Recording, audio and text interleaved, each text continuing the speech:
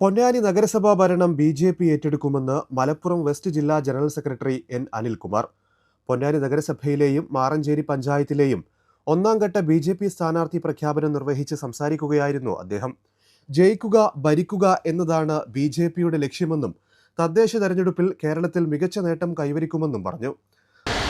കേരളത്തിൽ തദ്ദേശ സ്വയംഭരണ തെരഞ്ഞെടുപ്പിൽ മികച്ച വിജയം ഭാരതീയ ജനതാ പാർട്ടി കൈവരിക്കുമെന്നുള്ള കാര്യത്തിൽ കേരളത്തിലെ ജനങ്ങൾക്കൊരു സംശയവുമില്ല. പ്രത്യേകിച്ച് പൊന്നാനി മുനിസിപ്പാലിറ്റിയിൽ ബി.ജെ.പി. ഐതിഹാസികമായിട്ടുള്ള വിജയം നേടുമെന്നുള്ള കാര്യത്തിലും ഈ മുനിസിപ്പാലിറ്റിയിലെ വോട്ടർമാർക്ക് ഒരു സംശയവുമില്ല. ഈ മുനിസിപ്പാലിറ്റിയിലെ ബഹുഭൂരിപക്ഷം വാർഡുകളിലും ഭാരതീയ ജനതാ പാർട്ടിയുടെയും NDAയുടെ നേതൃത്വത്തിലുള്ള സ്ഥാനാർത്ഥി പട്ടികയാണ് ഇപ്പോൾ ഇവിടെ പ്രഖ്യാപിച്ചത്.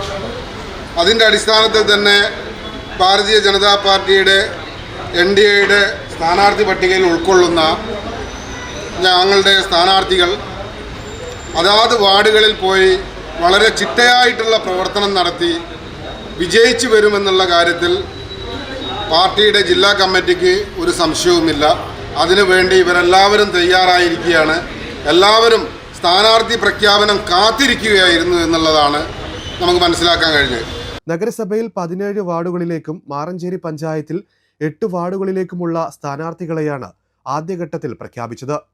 പൊന്നാനി മണ്ഡലം കമ്മിറ്റി ഓഫീസിൽ നടന്ന ചടങ്ങിൽ KP മണികണ്ഠൻ അധ്യക്ഷത വഹിച്ചു. കർഷക മോർച്ച സംസ്ഥാന ഉപാധ്യക്ഷൻ ചക്കൂത്ത് രവീന്ദ്രൻ, ജില്ലാ ഉപാധ്യക്ഷന്മാരായ K. ഗിരീഷ് കുമാർ, പ്രസാദ് പടിഞ്ഞാക്കര, ജില്ലാ സെക്രട്ടറി ബീന സന്തോഷ്, സുബിഷ രമേശ്, E.G. ഗണേശൻ എന്നിവർ സംസാരിച്ചു. T. തുളസീദാസ് സ്വാഗതവും ബാബുരാജ് നന്ദിയും പറഞ്ഞു. Akbar Travels. For over 40 years, one Indian company has been bringing people closer. Akbar Travels, your travel partner.